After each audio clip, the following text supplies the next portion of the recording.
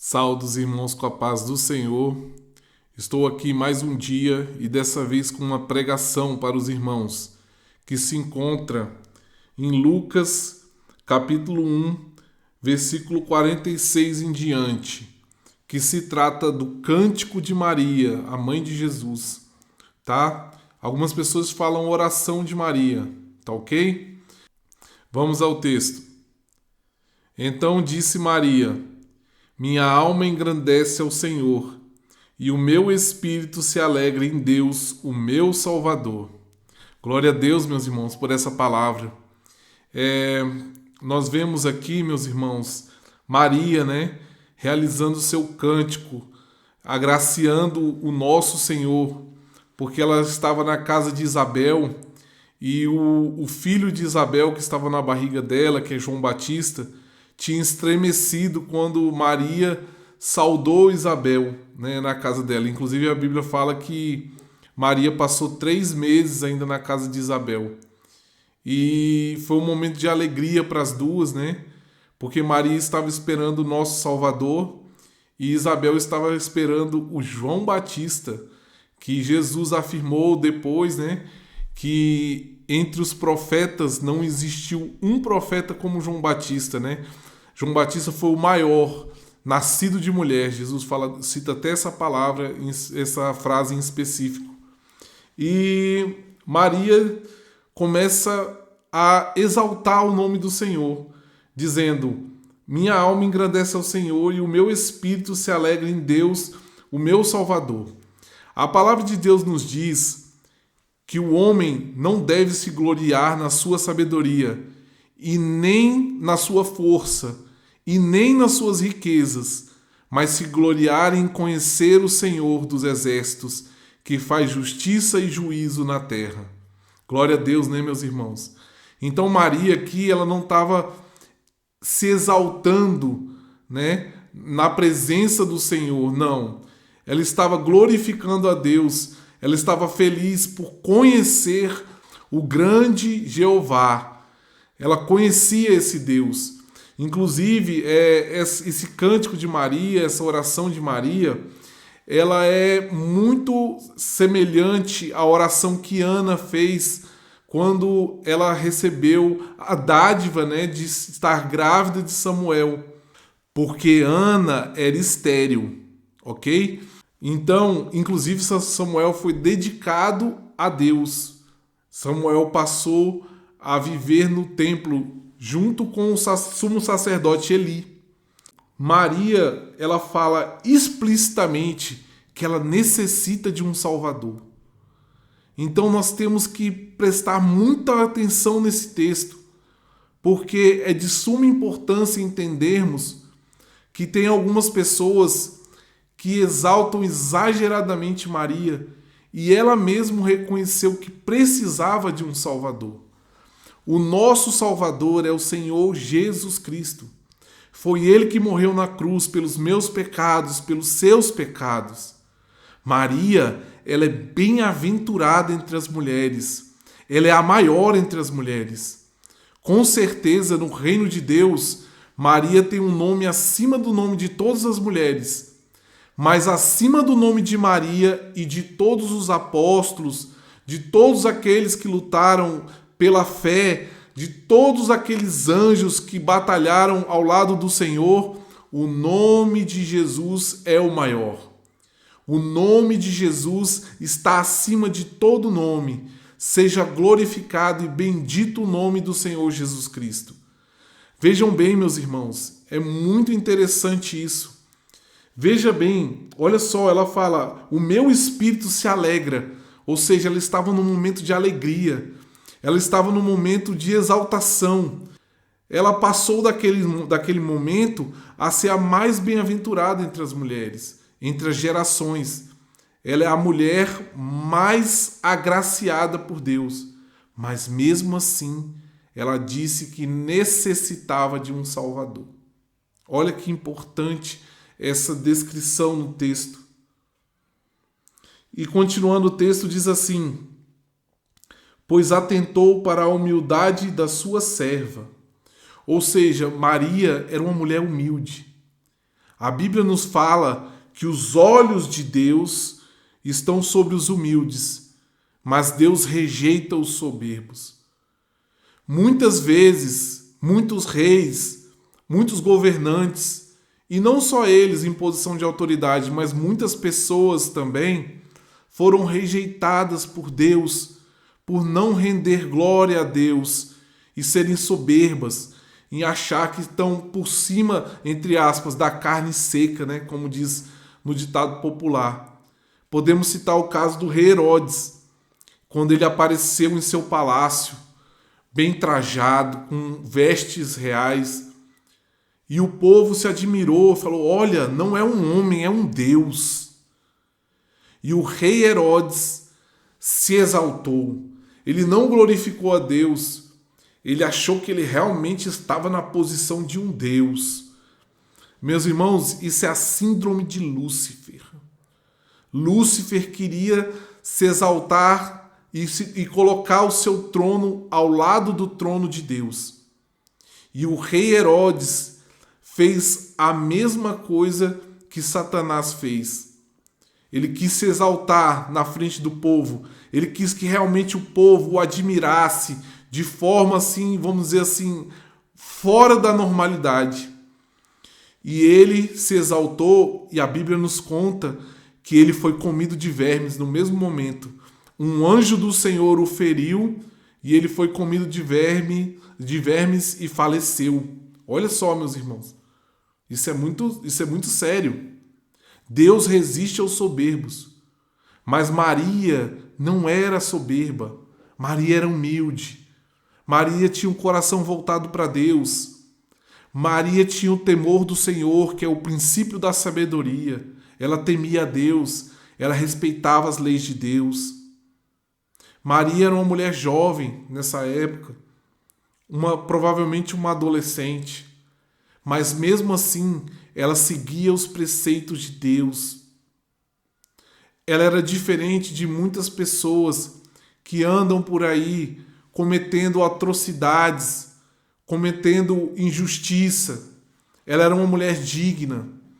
Ela era uma mulher respeitada na sociedade também. Ela não dava motivos para que as pessoas, vamos dizer assim, a exortasse. Porque ela era uma mulher extremamente fiel à palavra de Deus. Então diz assim: de agora em diante, todas as gerações me chamarão de bem-aventurada. Por que ela é bem-aventurada? Por causa que no ventre dela estava o Salvador da humanidade. Glória a Deus por isso. A Bíblia nos conta, nos relata, que o anjo Gabriel anunciou a Maria que ela ia ser coberta pelo Espírito Santo e que do ventre dela nasceria o Filho de Deus. Maria é a mãe terrestre de Jesus. Algumas pessoas falam erroneamente que ela é a mãe de Deus. Ela não é a mãe de Deus. Deus não tem mãe. Deus não tem princípio nem fim. Está escrito na palavra de Deus. Mas Maria, ela carregou em seu ventre o Jesus encarnado. Olha que exaltação, olha a posição que Deus a colocou.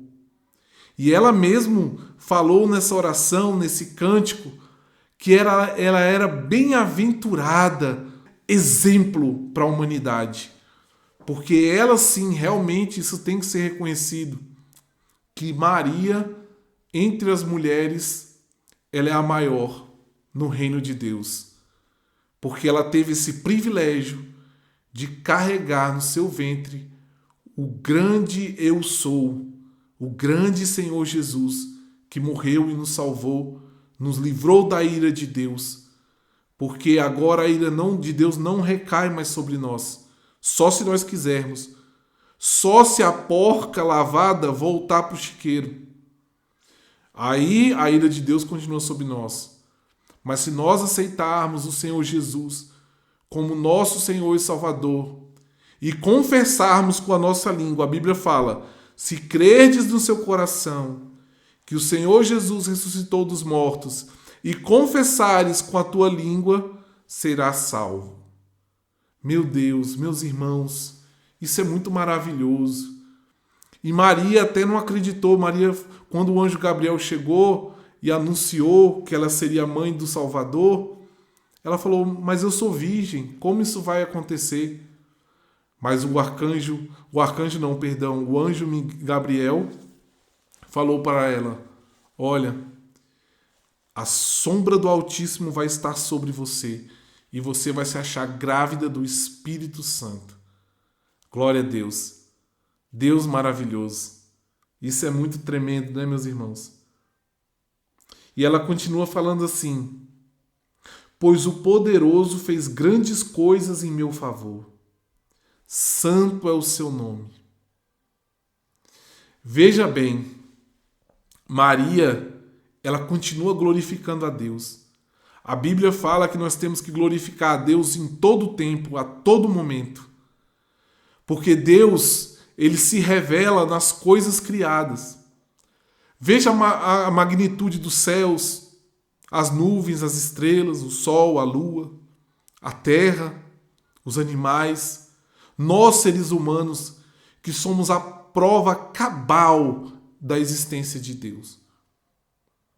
Porque existem bilhões de espécies e nenhuma tem a capacidade do homem.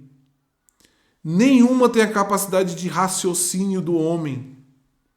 Nenhuma chegou nesse estágio. Você sabe por quê que nenhuma chegou nesse estágio? Porque só o homem foi criado à imagem e semelhança de Deus. E Deus, ele é supremo na inteligência.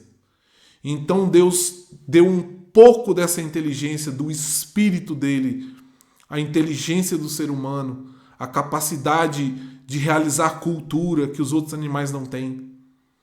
Deus entregou isso ao ser humano e fez do ser humano totalmente diferente. É por isso que na época de Noé, quando Deus estava muito triste com a humanidade, com a maldade que estava crescendo no mundo, Deus decidiu acabar com tudo. Salvou-se a família de Noé, isto é fato. Graças a Deus, senão não estaríamos aqui hoje.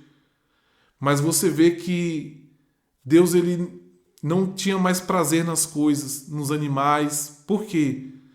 Porque o grande prazer, o grande amor de Deus é o ser humano. Tanto é que Deus deu seu Filho unigênito para que todo aquele que nele crê não pereça, mas tenha a vida eterna. João, capítulo 3, versículo 16. Muito conhecido dos irmãos. Olha que maravilha, meus irmãos. Que coisa maravilhosa. E ela fala: pois o poderoso fez grandes coisas em meu favor. Santo é o seu nome. Ela santifica o nome de Deus. Ela exalta o nome de Deus. A Bíblia fala em Isaías, capítulo 6, que Isaías teve uma visão de Deus num alto e sublime trono. E o manto de Deus cobria o templo. E a fumaça subia no templo. E Isaías ficou desesperado. Ele falou: meu Deus, os meus olhos viram o Senhor dos exércitos. Eu habito no meio de um povo de lábios impuros. E eu sou um homem de lábio impuro. Ou seja, Isaías achou que estava perdido. Mas um dos serafins pegou com uma tenaz uma brasa que estava no altar e purificou o pecado de Isaías, colocando a brasa na boca de Isaías.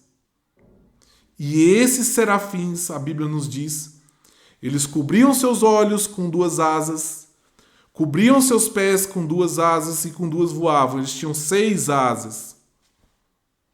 E eles diziam: Santo, Santo, Santo é o Senhor dos exércitos. A terra está cheia da sua glória.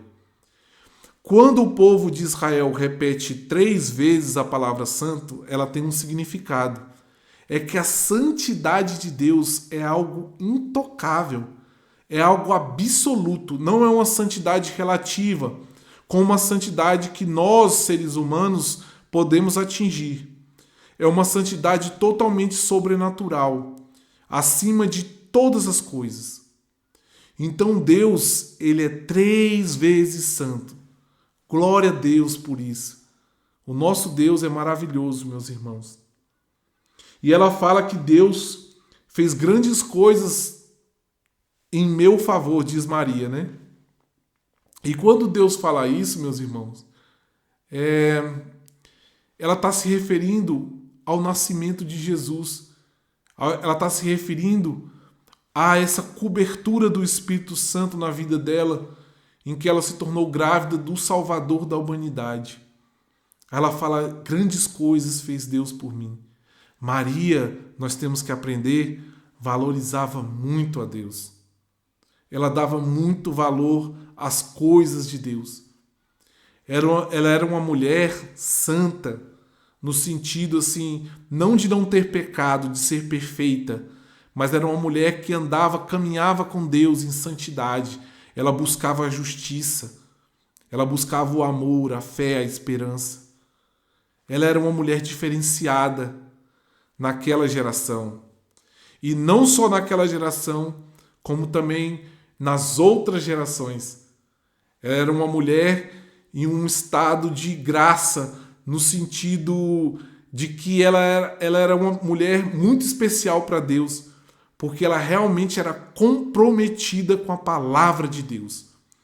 Tanto é que nessa oração, nesse cântico de Maria, ela faz muitas referências a outras passagens da palavra de Deus, como, por exemplo, como está escrito em Salmos. Isso é muito interessante.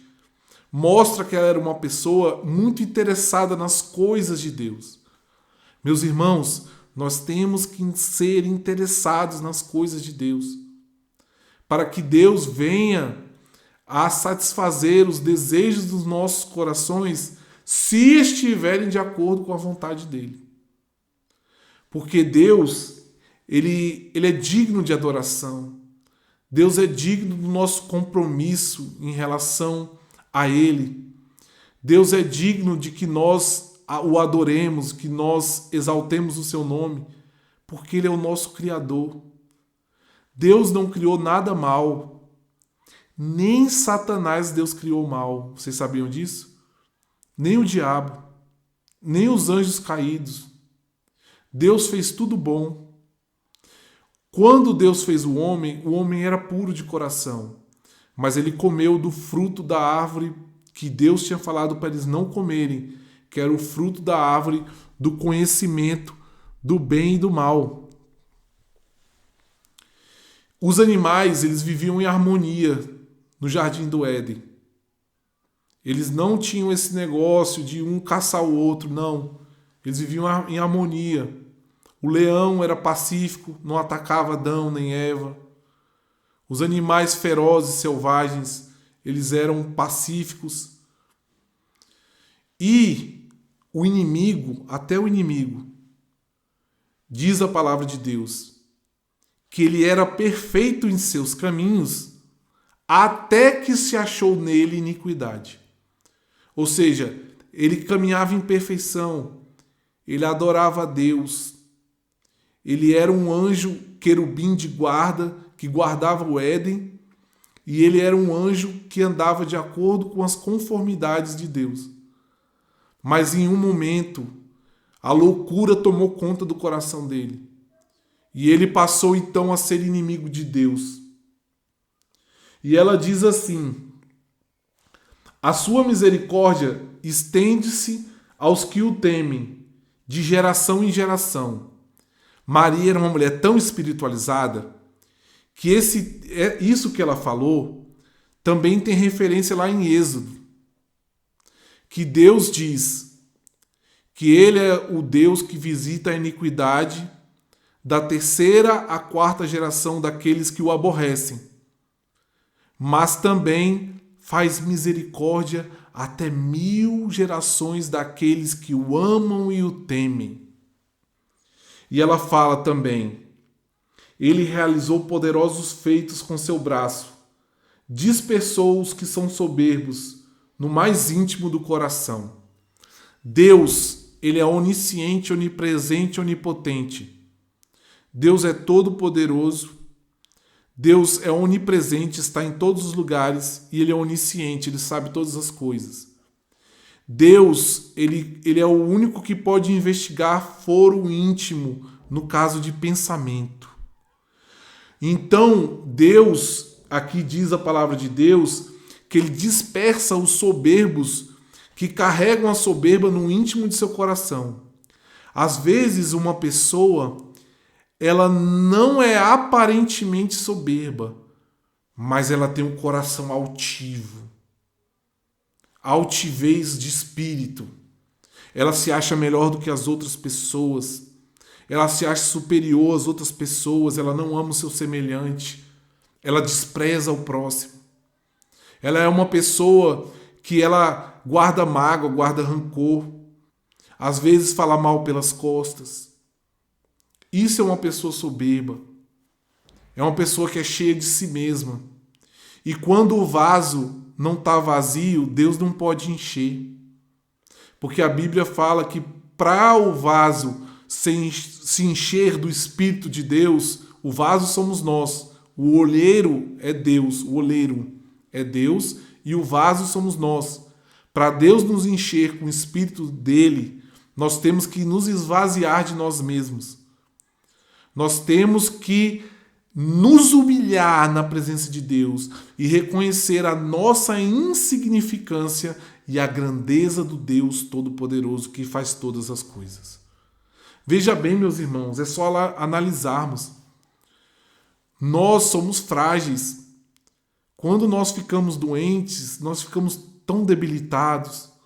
Às vezes acontece um acidente, a gente se machuca e sentimos muitas dores. Então não tem motivo para carregarmos altivez, e sim humildade, porque nós somos fracos. A fraqueza faz parte do ser humano e Deus sabe disso. Inclusive a palavra de Deus nos diz que Deus está com um contrito de coração. Ele habita num alto e sublime trono, mas também está com um contrito de coração, com aquele abatido. Deus está com você, meu irmão. Você que está abatido, você que está com tristeza no coração, Deus está contigo. Não desista. Não se entregue. Continue, batalhe, lute pela fé. Deus vai mudar a tua história. Derrubou governantes dos seus tronos, mas exaltou os humildes. Nós podemos citar o exemplo de Faraó, né? A Bíblia nos fala que Faraó, na época que ele oprimia o povo de Israel, o povo de Israel era escravo, a Bíblia nos diz que o povo de Israel começou a clamar a Deus por causa da servidão, era uma servidão muito pesada. E naquele tempo, o Egito era a maior potência que existia na face da terra. E Faraó era o maior rei, o rei mais poderoso. Mas Deus, com um braço forte, tirou o povo de Israel do Egito através das pragas, que inclusive é um assunto muito interessante, que mais para frente eu gostaria de discutir com os irmãos. A Bíblia fala que ele exalta os humildes. Faraó não era humilde, era soberbo. E a Bíblia fala que ele morreu quando ele tentou atravessar o Mar Vermelho, porque Deus abriu o Mar Vermelho, os irmãos sabem da história, para o povo de Israel passar. E as carruagens de Faraó vieram atrás do povo para matar o povo de Israel. Só que o mar, depois que o povo de Israel passou, o mar se fechou. E a Bíblia nos relata, se eu não me engano, no livro de Salmos, que Faraó morreu junto com aquele povo egípcio. Então, por isso que nós chegamos a essa conclusão, que Deus derruba os governantes que não lhe agradam. Toda autoridade foi constituída por Deus. Mas se a autoridade não fizer a vontade de Deus, Deus acaba derrubando essa autoridade. Que foi o que aconteceu com o faraó do Egito. Mas isso aconteceu também com muitos reis de Israel, viu? Não pense você que Deus faz acepção de pessoas Israel várias vezes sofreu duras quedas em sua história por causa da desobediência tanto dos seus governantes, quanto dos seus sacerdotes, quanto do próprio povo. Nós podemos citar o exílio da Babilônia, né? Na época de Jeremias, do profeta Jeremias, que o profeta Jeremias fez várias profecias e vários alertas ao povo de Israel, mas o povo de Israel não se arrependeu de suas iniquidades. E eles passaram 70 anos exilados na Babilônia. Eles foram conquistados e foram para a Babilônia como escravos e passaram lá 70 anos. E só depois dos 70 anos eles saíram do exílio. Encheu de boas coisas os famintos, mas despediu de mãos vazias os ricos. Ajudou a seu servo Israel, lembrando-se de sua misericórdia, para com Abraão e seus descendentes para sempre, como dissera aos nossos antepassados. Aqui, meus irmãos, eu entro na aliança abraâmica. Existem 5 alianças, 5 grandes alianças que Deus fez na Bíblia. Começou com a aliança noética, que ele fez com Noé. Aí depois foi para a aliança abraâmica. Depois que foi para a aliança mosaica, que foi a aliança com Moisés. Depois a aliança davídica. E por último, a mais importante, a aliança do Senhor Jesus, a nova e eterna aliança. Deus não quebrou nenhuma dessas alianças. Apesar do povo ficar contra Deus, do povo se levantar contra Deus, ser rebelde, de dura cerviz, mas Deus não quebra suas alianças. Então, a Bíblia nos fala, Maria nos relata na sua oração, no seu cântico, que Deus se lembrou de Israel. Deus é maravilhoso. Deus, ele não precisa se lembrar de nada, ele sabe de tudo. Mas quando a Bíblia fala que Deus se lembra de alguma coisa, geralmente é por 2 motivos. Por causa de uma promessa e por causa de um juízo, para determinar juízo sobre a terra. Vamos citar os 2 exemplos? Eu posso explicar para os irmãos. Um exemplo, por exemplo, de Deus se lembrando no caso de uma promessa. Quando Deus se lembrou de Noé. A Bíblia nos relata que quando Noé estava na arca, passou-se 370 dias com Noé dentro da arca. Mas a Bíblia fala que Deus lembrou-se. Lógico que ele não se lembrou assim no sentido de precisar se lembrar, mas no sentido de, biblicamente falando, poeticamente. Deus lembrou-se de Noé e fez as águas baixarem. E as águas se secaram e após 370 dias da entrada de Noé na arca, Noé saiu em terra seca. E quando Deus fala de juízo, nós podemos também dizer quando houve a destruição de Sodoma e Gomorra, que Deus lembrou-se das coisas horrendas que aconteciam naquela cidade. Todo tipo de depravação moral, violência extrema dentro da cidade. Para vocês terem uma ideia, quando os anjos, Deus enviou 2 anjos para averiguar o que estava acontecendo na cidade de Sodoma e Gomorra, os habitantes de Sodoma e Gomorra queriam praticar relações sexuais com os anjos. Eles queriam causar uma espécie de estupro com os anjos, porque os anjos eles foram disfarçados de homens e entraram na casa de Ló.